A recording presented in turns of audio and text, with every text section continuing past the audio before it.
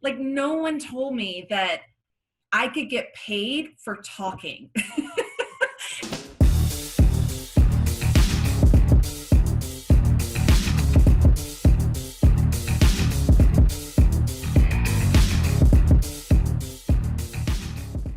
Hi, I'm Terrell Turner, the host of the Business Talk Library, and today I have another special guest on. And as you can see from her background, she is the non-for-profit nerd with the Rayvan Group, and I'm all about supporting all of my Lander alums. So it's great to have Jarrett on. So Jarrett, welcome to the show. Thank you so much. I am thrilled. And when you reached out to me, I thought, wow, another Lander alum, a Lander grad. This is amazing. So thank you. I'm honored. Absolutely. So, Jared, before we talk about the Rayvan Group, tell us a little bit about what was your background before starting the Rayvan Group? Well, let me take my nerd glasses off for that. Yeah, it's interesting. So I grew up in South Carolina. I now live in the Metro Phoenix, Arizona area. I was a mass communication major. So it was actually at that time, mass communication theater was merged together as one. And I understand now it's been separated, but I did an internship while I was in college with the local chamber of commerce at the time. And so that was really my first introduction into a professional environment of the nonprofit sector. I had previously been of service and volunteered and, donated time, a little bit of money, but the younger you are, I don't think that you really have access to the money as the best resource. So really it's just been a journey. I thought, when I was a little girl that I would grow up and I'd be a veterinarian or I would be a teacher. And then no one told me that I could get paid for talking. And no one told me that I would get paid for asking other people for money or having coffee and lunches and dressing up in gowns and going to gala dinners. I didn't know that was a thing, a profession. So the journey really that got me here, I did the breast cancer 3-day walk with my mom. So it's a 60-mile walk, and we did it here in Phoenix. My mom still lives in South Carolina. And she said, I will do it, but I will not raise the money. So each participant is required to raise money. And I was like, fine, I'll raise your money, right? I loved it. Had no idea how much I loved professionally begging for money. As a young girl, I was a cheerleader, soccer player. I did things to sell candy bars and earn money for field trips and things like that. But the breast cancer 3-day really was my first dip my toe into the fundraising world, and I loved it. So that really changed my trajectory from the mass communication, marketing, promotion into a professional fundraiser. So I did not go to college for this. I always say, I think I'm too old. I don't think the nonprofit school existed when I was in college, and it certainly wasn't at our alma mater. So that's really what led me here. And I have over time, really just, become who I am as an authentic person, nerding out, which is why my logo and brand is all about the nonprofit nerd, because that's been my journey and my authenticity of, yeah, I'm a total nerd when it comes to nonprofits, and I will totally nerd out over this until you're blue in the face, because I never get bored of this. So that's been my journey. But to be honest, in 2009, I was laid off, reduction in force during that economic crisis. And I thought, what the heck am I going to do? So after several weeks of being in the fetal position, drinking way too much wine, eating way too many carbs, I thought, I'm going to start my own business. Both my parents are entrepreneurs. So it really gave me that opportunity. And then here I am now, 11 years later. Awesome, awesome. So what has it been like? I mean, starting your own business in that space and just figuring out, hey, this is what it's like to actually run a business in this space.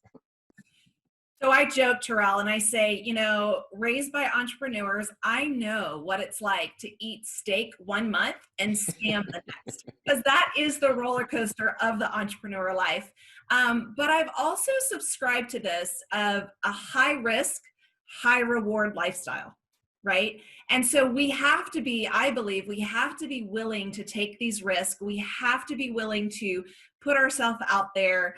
And again, to embrace your authenticity. Because when I first started this journey, Terrell, I thought, oh my gosh, now I'm a professional consultant and I have to dress the part, look the part, talk the part, drive the car for the part. And then it's like, no, just be you. And the right clientele, the right audience, the right community will attract to you and vice versa. So over the 11 years, I've eaten steak and I've eaten spam. You know, and it's been a roller coaster. So I did start my business, for those of you that picked up, in 2009 during that economic crisis. I was leading a team, asked to lay off my team. 6 months later, I was laid off. So I started my small business really by default, right? I was looking for full-time jobs, but they weren't really happening. So I thought, well, I have to make ends meet. I have to put food on my table. I have to, keep paying my mortgage. So I started writing grants, which was a really easy transactional thing at that time for the nonprofit sector. Grants are essentially free money from corporate and private foundations that support a mission-driven purpose. So grants still needed to be written, managed, reported, and so that was an easy transactional. But over this time, again, back to that authenticity, it's really uncovering, what do I love to do? And I always like to ask these two questions, Terrell, because I don't even bother with anyone's resume anymore because we can find out what we want online, right? Mm-hmm. Two questions. What do you love to do? And what are you great at doing? And I have kept asking myself those same questions over these 11 years. And over time, I keep, just evolving to a next level, keep evolving to say, I don't want to write grants anymore. That is not what resonates with me as me as a person. Maybe there's a particular mission that I don't want to support. In particular, I had someone reach out to me during COVID that, hey, we need someone to prospect grants for us. So basically research grants. Well, I dug into who they are, what are their core values and beliefs, and realized they do not align with mine. Therefore, I have the power to say no. And I will say, in the very beginning of my business, I didn't feel empowered to say no. Money was green and I needed it. But now, fast forward, I'm very blessed, honored, privileged. I've worked my booty off. I don't know if we can cuss on this, so I'll say booty. To say, like, I don't believe in this. Like, your tenets and your statements do not align with my moral compass. So that's been interesting, right? And so for me, honestly, this journey has been about chasing my passion and not the dollar. Mm-hmm. And I think that is a common thing that I see a lot of entrepreneurs kind of navigate that, because from my personal background as a CPA and a finance consultant, work with a lot of different companies. And some of them, they say that where when they started off, it was all about, hey, how do I, put food on the table? Like, how do I create revenue? And then at a certain point, they got to a point where they were like, you know what? I'm doing things, or I've been open to doing things that weren't aligned to what I really want to focus on. And it was like a switch that just flipped. Just like, you know what? I can say no to doing that. Like, I don't have to do that. Well, and saying no is really saying yes to something else, right? So saying no to a client, a service, a contract, a project is really allowing that space to open up for you to say yes to someone else. And I have a perfect example of this because the previous story I just told you about saying no to this client or potential client that I didn't align with their mission and values of the company. Seriously, 2 days later, an existing client that its contract is coming up to an end reached out to me and said, would you like to work with us next year? Oh, wow. Doing my budget, and I want to make sure that I allot for, your service. And I was just like, thank you, universe, right? Like, that was the affirmation for me to say, you're on your right path, you're on your right track. And the more I become centered and focused on my priorities, that's a hard word to say, as a person, then I aligned that ability to open up for additional, opportunities that do align with me. Mhm. And that is awesome. So you mentioned earlier before we, hopped on the interview that you do a webcast, webinar in the morning. So tell us a little bit about like, that webinar and it's like, what's that been like and what role that plays in your business? Oh my gosh. So I'm a bit of a ham, a little bit of an extrovert. And again, if you had told me that I would be paid to like do this, I would have thought you were crazy, right? So yeah, the American Nonprofit Academy is actually uh, a web-based organization. And again, as the nonprofit nerd, I get to show up as a co-host for the American Nonprofit Academy. It's called the Nonprofit Show. And I just nerd out over nonprofits. We talk about strategy, fundraising, program development, sustainability. And of course, the biggest topic at this time has been sustaining through COVID, right? And so we showed up for what we called the show at that time, the Corona Chronicles, the Corona Chronicles. And we thought this will be a 2-week conversation. Oh my gosh, of course. Wow. Now we don't know when the end is near. And we renamed it. So that pivot has been a really, big word, but we reimagined the Corona Chronicles into the nonprofit show. We took that opportunity to leverage sponsors and donors. So it's a piece of what I offer through my company, the Rayvan Group. And I merely show up as a co-host, unscripted, completely my thoughts. I get to be me, right? And ask questions that are organic and conversation style, but it allows me the opportunity to talk to national leaders in the nonprofit space. So it's a platform that allows me the ability to engage, much like this for you, to have these conversations, to pick their brain, to learn from these experts. And to, again, I'm huge on being of service. So it allows me that opportunity. So that is a little bit of the fun of my company. I mean, I have fun in all of my work that I do, but that does bring back my Lander University mass communication degree to put me in lights in a studio, to have a camera on me.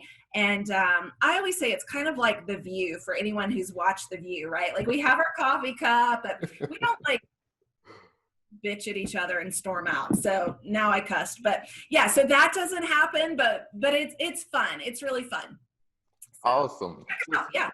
So speaking of the Rayvan Group, what are the services and product offerings that you have? Yeah. So again, I've definitely repurposed my packages, but there's a couple of service lines that I really focus on. My main wheelhouse areas are strategy and fundraising. So I do that through a couple of services, being interim executive director or interim chief development officer. So I come into an organization that needs transitional, leadership changing or succession planning or what have you. Maybe they need an innovative disruptor, which I am known to be an innovative disruptor. And so that's a big service line. The other one is strategy. So I do a lot of board retreats and strategic planning for the nonprofit sector. And that's a space where we create the roadmap. I don't do a one and done day anymore. I used to early on in my career. And now I find that often with strategy, we put that document on our desktop and we don't ever look at it. So I do a 4-part engagement where it's a quarterly engagement. And I will tell you, Terrell, during COVID, that has been amazing for my strategy clients because we were able to re-engage, get the board into discussion, talk about how we need to course correct and reimagine and repurpose everything right now to fit the times, right? It's like, well, throw that out, that's not going to happen. So that's a really big one that I offer. And then I do a lot of public speaking and MCs and asking for money. So that's a really hard thing for people to do, but some of us love it. You put me on stage for your nonprofit and I share about your mission. I make that public ask, and I'm doing that virtually, of course, as well during this time. So that's a great way for me to stay engaged and to really utilize my passion of nonprofits and allowing and inviting others to really play a part of that impact. Awesome. So where can people find you online or on social media to see what you're up to and for potential clients to hire you? Yeah, and I do work nationwide, so happy to talk to you no matter where you are. The website is theravengroup.com. Sounds like the bird, spelled Rayvan. So theravengroup.com. Facebook, also theravengroup.com. Hit me up on LinkedIn, which is just my name, Jarrett Ransom. And then also Instagram is Nonprofit Nerd. Awesome, awesome. So one question that I like to ask every guest that comes on to the show is like, as you think about, your journey with developing the Raven Group and just, even your history with growing up with entrepreneurs, what is at least one piece of wisdom that you would say, this lesson, I think all entrepreneurs should grasp this if they want to be successful at this? Resiliency. Right. I just think it's resiliency. If I got to say another one, it would be persistence. So I really think that resiliency, because Terrell, I will tell you, over my career, I've been fired more times than I would like to share. But that to me was really an affirmation of, you're not meant to be an employee. You're meant to be a business owner, and that's okay. So stop trying to put a square peg into a round hole. That is not who you are. So for me, it's really, being resilient to say, okay, what can I learn from these different opportunities? Stay persistent in your path, your passion, and your journey. And I talk a lot about, obviously I have even in this show, your authentic self. So be true to who you are, your true north, your compass, and you'll be rewarded for that. So don't be afraid to fail, but do learn from some of those failing opportunities and see the silver lining of what you might be able to do differently.